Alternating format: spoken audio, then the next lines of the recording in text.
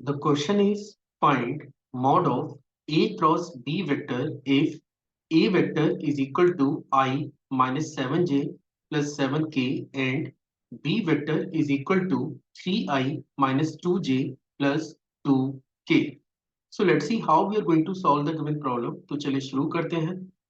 तो सबसे पहले मैं आपको ये बता देता हूँ कि इनकेस अगर आप दो वेक्टर का क्रॉस प्रोडक्ट फाइंड आउट कर रहे हैं तो आपको इसके लिए क्या ऑपरेशन करना पड़ेगा। सपोज आपके पास एक वेक्टर है ए और ये आपके पास बराबर है a1i plus a2j plus a3k। Suppose this is the first vector. एक अनदर वेक्टर है बी जो कि है b1i plus b2j plus b3k vector के। और इनकेस अगर आप इन दो वेक्टर का क्रॉस प्रोडक्ट फाइंड आउट कर रहे हैं तो a क्रॉस b वेक्टर बराबर होता है determinant of that is I J K. ये आपका फर्स्ट रो है।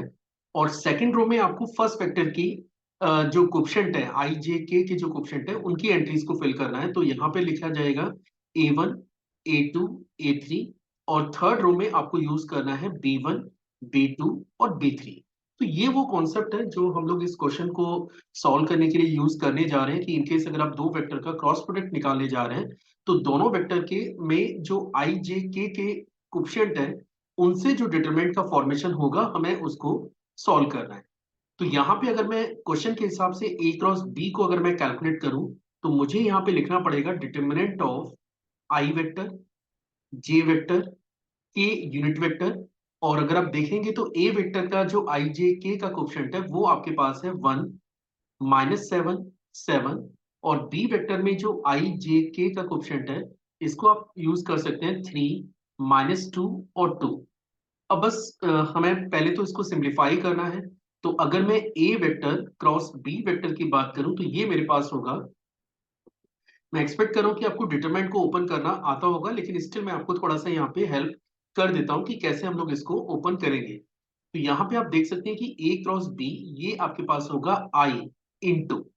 सबसे पहले -7 का 2 से मल्टीप्लाई करिए तो ये बनेगा माइनस के 14।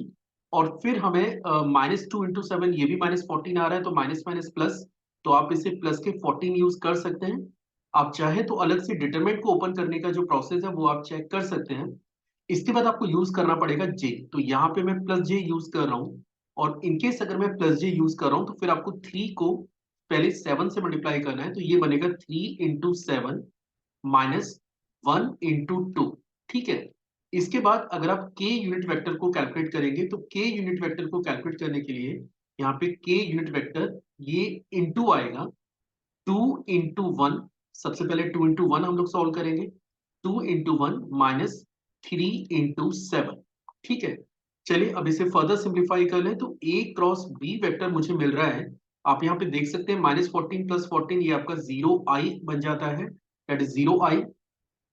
21 - 2 ये आपका बनता है 19j। This is 19j।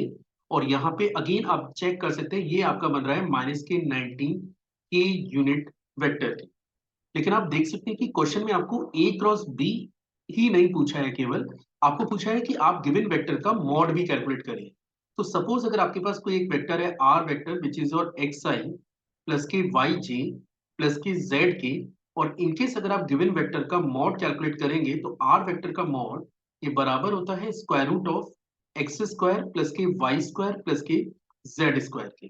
तो यहाँ पे अगर मुझे गिवन वेक्टर का मॉड लेना है तो mod of a cross b ये आपके पास बराबर होगा स्क्वायर रूट ऑफ 0 का स्क्वायर उसके बाद 19 का स्क्वायर प्लस -19 का होल स्क्वायर।